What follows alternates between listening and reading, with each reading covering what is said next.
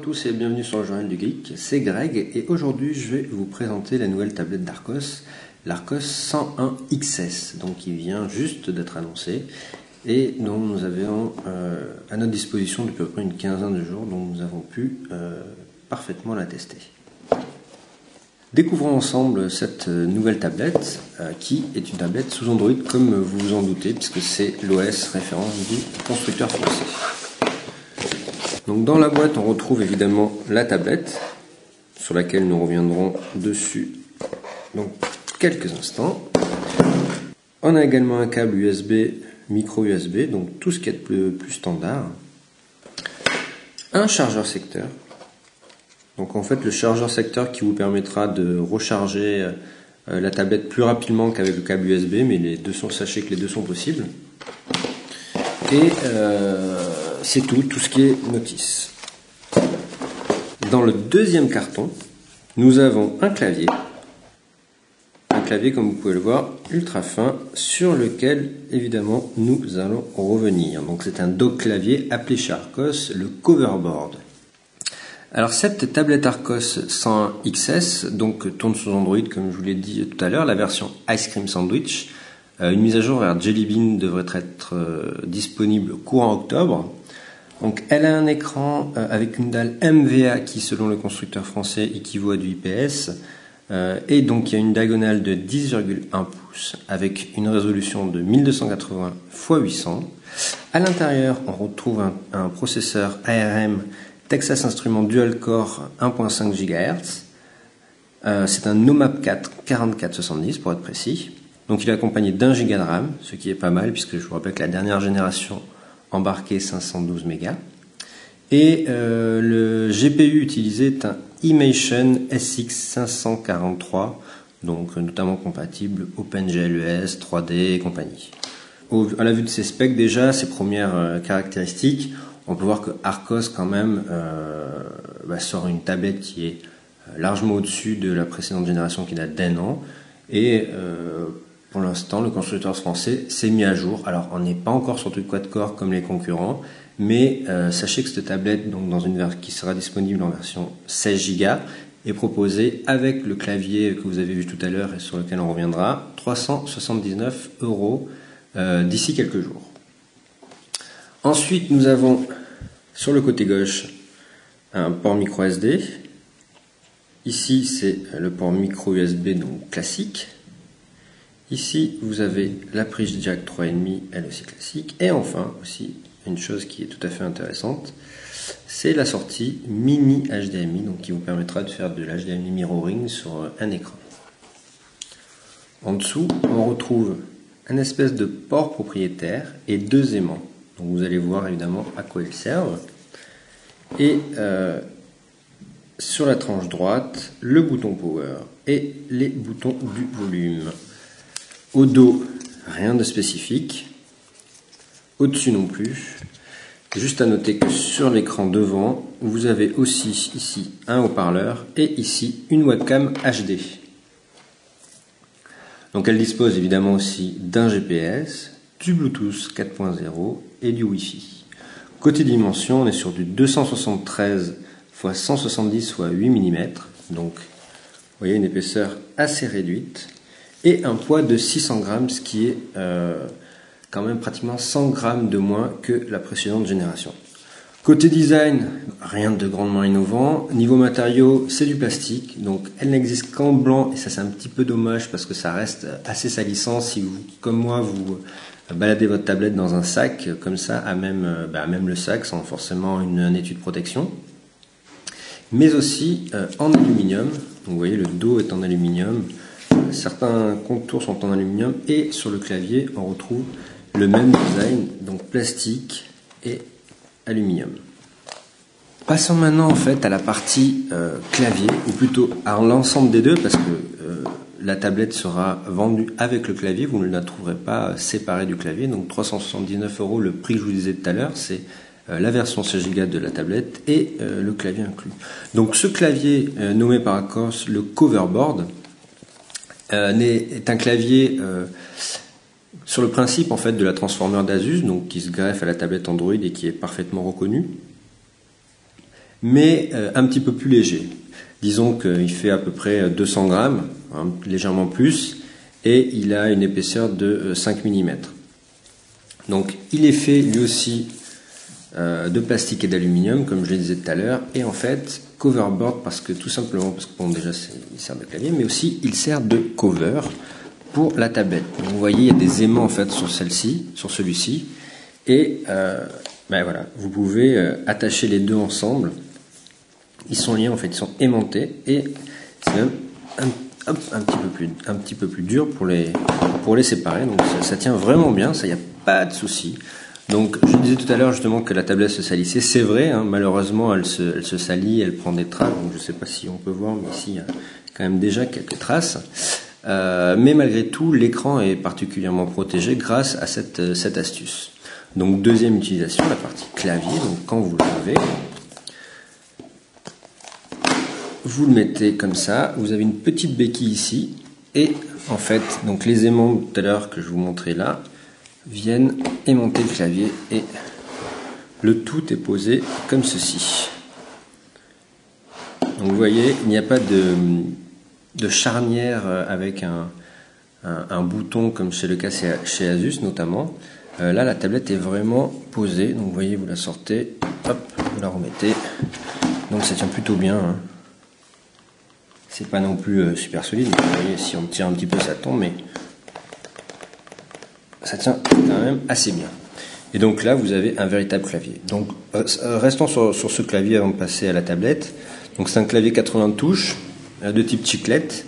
Donc vous voyez par contre la course des touches est vraiment petite, donc c'est pas super agréable à la longue, et les touches sont un petit peu trop rapprochées, donc c'est légèrement dommage. Bon, j'imagine que Archos peut-être travaillera sur une version 2 d'ici un an, mais bon, on va dire que pour l'instant de toute façon ça suffit amplement pour éditer, créer des documents rapidement, mais c'est vrai que c'est pas encore un outil à fond de travail. Vous remarquerez sur ce clavier des raccourcis en fait. Donc quelques raccourcis dédiés à Android. Donc vous voyez par exemple la touche Home, multitâche, vous avez ici la recherche, retour, les notifications Wi-Fi, Bluetooth, tout ce qui est l'écran, le son, la partie multimédia. Vous avez ici les flèches. Et il y a aussi Archos, c'est à rigoler un petit peu quand il nous l'a annoncé, mais ce clavier prend en charge le copier-coller dans certaines applications qui le prennent également aussi en charge. Donc contrairement par contre aussi à Asus, il n'y a pas de batterie, donc ce clavier n'a pas de batterie en fait, il fonctionne directement via le port propriétaire qui est ici, donc avec la tablette, mais il ne la rechargera pas comme c'est le cas pour la Transformer. Par contre il la rechargera évidemment quand il est plugué avec un câble micro USB classique et que la tablette est dessus. Pas non plus de port par exemple SD en plus ou de port USB host. Donc de toute façon, niveau port USB host, vous en avez un sur l'Archos puisque le port micro USB est aussi un port micro USB host. Il suffira juste d'acheter un câble séparément pour que cela puisse fonctionner. Ça marche très bien, on l'a fait. Donc de ce point de vue-là, il n'y a pas de problème. Et à mon avis, vous en aurez aussi beaucoup l'utilité, tout simplement parce que comme vous pouvez le voir, sur ce clavier, il n'y a pas de trackpad ou même de trackball. Donc c'est vrai que pour travailler parfois sur un document texte, c'est un petit peu chiant, vous voyez, de revenir et de hop, appuyer en fait sur l'écran tactile. On aurait bien aimé un petit trackpad pour se diriger beaucoup plus facilement. Donc chaque fois, vous voyez, il faut revenir et utiliser le clavier. Donc par exemple le copier-coller.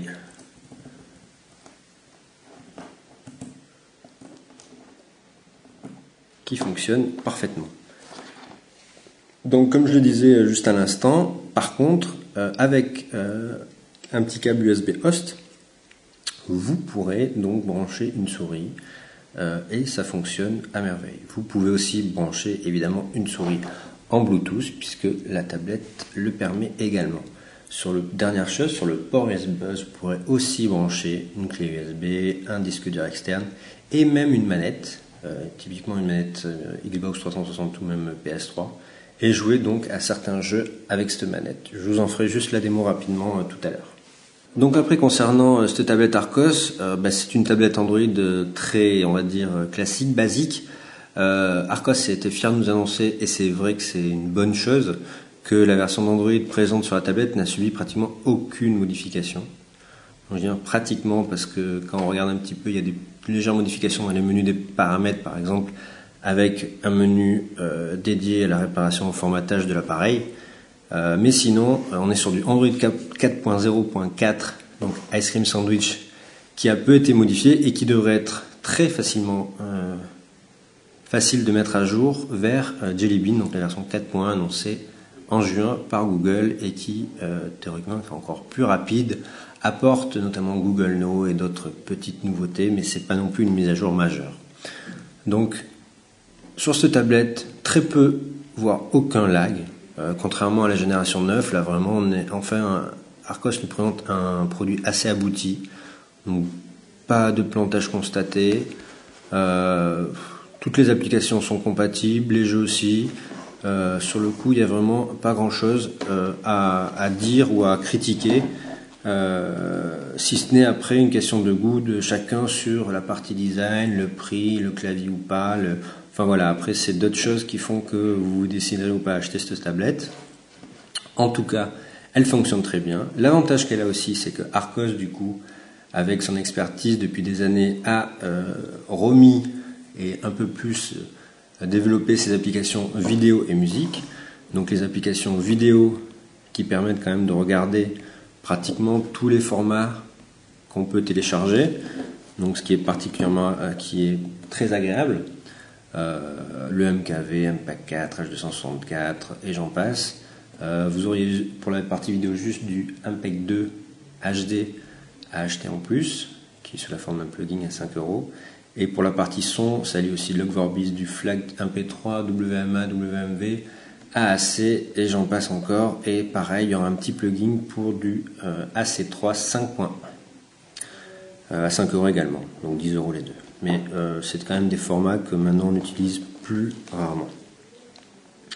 Donc vous voyez là c'est de l'HD, Full HD même, et ça passe très bien.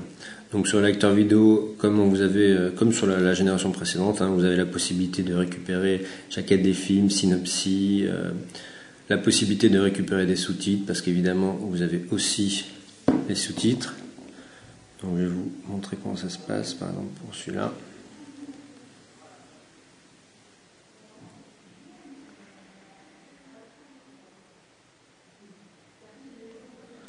Donc là, vous voyez, vous avez les différents sous-titres.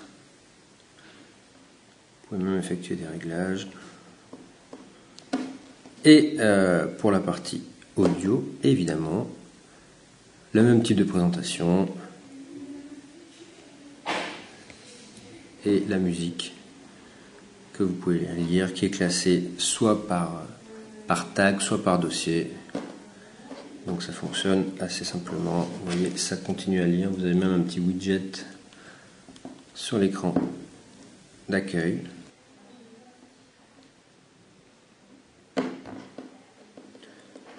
Voilà.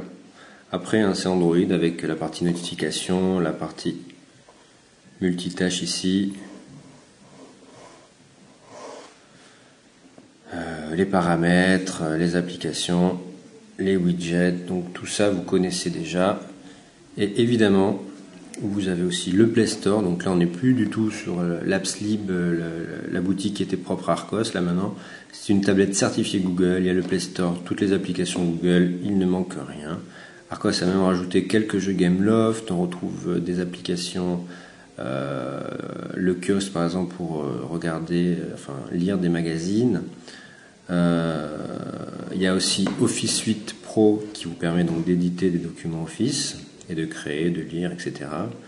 Play Music, un serveur multimédia, donc vous pouvez aussi transformer votre tablette en serveur multimédia, donc partager tout le contenu de celle-ci sur votre réseau local, comme vous pouvez à partir des applications vidéo et musique, lire du contenu en streaming depuis par exemple la NAS. Un petit mot on va voir sur le navigateur, donc c'est le navigateur de base en Android ICS. Évidemment, vous pouvez, comme c'est la version 4, vous pouvez installer Chrome, vous pouvez installer Firefox et d'autres, Dolphin et j'en passe. Comme nous avions fait le test à l'époque sur la génération 9, Voici le même test avec une vidéo YouTube. Donc là on est vraiment sur YouTube et on est vraiment en flash. Et donc là vous voyez on est en flash et pas en HTML5. Donc la vidéo déjà c'est très bien. On va la passer en HD 1080p. On va attendre un petit peu parce que la connexion au bureau est pas top.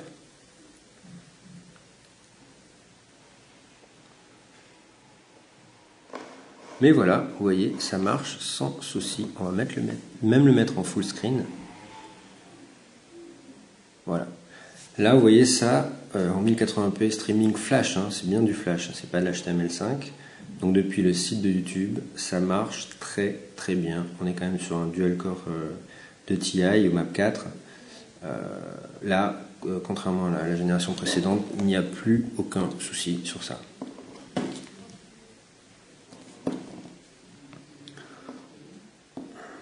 Voilà. Donc dernière chose que je peux vous montrer, c'est les jeux, parce que quand même les jeux maintenant c'est un peu devenu le nerf de la guerre sur Android.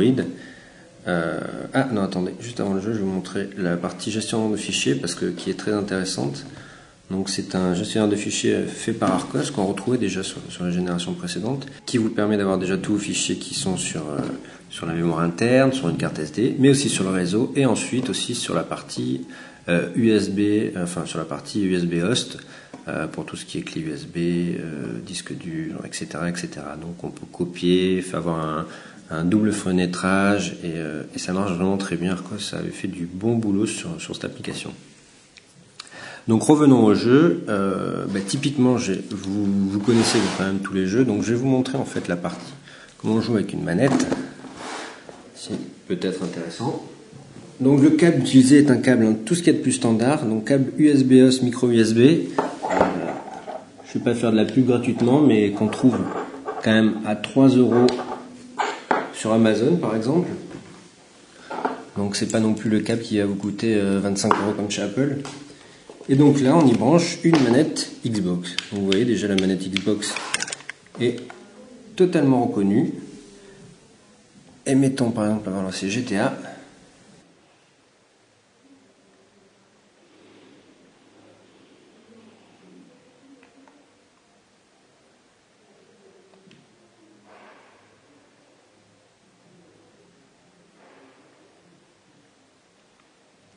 Vous voyez typiquement GTA est parfaitement adapté à une manette.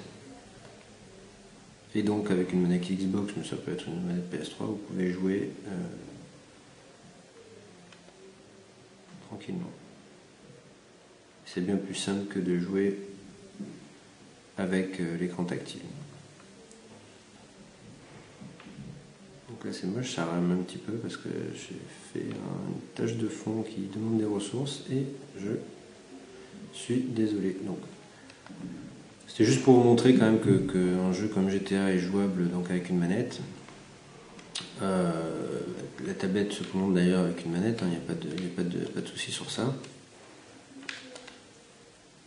On peut en montrer un autre qui est quand même plus récent que GTA, parce qu'il faut avouer que GTA non plus c'est pas le jeu ultra récent. Donc c'est Dead Trigger. C'est fait par le studio qui a sorti Shadowgun. Donc Shadowgun qu'on vous propose souvent puisque c'est un jeu par exemple optimisé pour Tegra 3. Donc Dead Trigger c'est une sorte de FPS à la Left 4 Dead où on incarne une gentille personne qui veut tuer des zombies.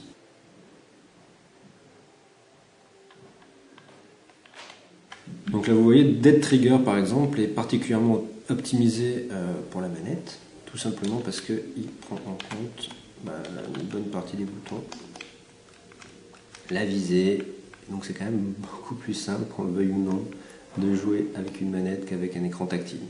Donc j'imagine que vous vous en êtes rendu compte. Hein. Donc, quand on joue en Angry Birds ça va, quand on commence à jouer à des jeux un petit peu plus compliqués, par exemple sur FPS, il faut être assez précis, ça devient un petit peu dur. Mais là, avec la manette, du coup, ça reprend. Ça devient quand même beaucoup plus intéressant. Et on peut se demander si vraiment un jour les éditeurs s'y mettent, au lieu de faire que du portage. je pense que les consoles portables auront justement un petit peu de mal à ce moment-là, et on verra justement ce qu'elles pourront proposer de plus par rapport à un device comme ça, où on branche une manette et hop, c'est parti. Pour finir ce test, donc là j'espère avoir fait le tour, hein. Comme je vous ai dit, c'est une tablette assez classique, hein. Elle se différenciera vraiment par le prix, le design, les services proposés. Tout le reste, je vous ai dit, fonctionne parfaitement, pas de lag. Au prix où elle va être proposée et donc vendue avec ce clavier, ça reste quand même un excellent rapport qualité-prix du constructeur français. Bon, évidemment, il y a des Acer ou des Asus qui sont aux aguets. Il y a même Google avec la dernière Nexus 7 qui quand même a frappé un grand coup avec un prix ultra bas, mais on est sur du 7 pouces. Donc là, sur du 10 pouces, c'est un bon rapport qualité-prix. La tablette fonctionne très bien, on nous promet une mise à jour rapide vers Jelly Bean et j'espère vers après les autres versions de l'OS de Google. Et donc vraiment, son plus, c'est clairement les applications audio-vidéo qui permettent de lire n'importe quel format, et vous n'avez même plus à télécharger des applications comme MX Player en plus. Tout est lu, tout fonctionne, et sur ça Archos sait faire, hein, c'est historique, donc on aime beaucoup. Une dernière petite chose quand même, je vais vous comparer la tablette avec une Galaxy Tab 10.1. Vous voyez, elle est légèrement plus grande, par contre elle est bien plus fine. Et pour la petite histoire, comparée avec la Nexus 7, donc là, bon, évidemment, on est sur du 10 et du 7 pouces. Mais vous voyez, elle est même plus fine aussi que le Nexus 7. Voilà. Donc, n'hésitez pas à consulter notre test en ligne, en plus de cette vidéo, comme toujours. Et je vous dis à très bientôt sur le Journal du Geek.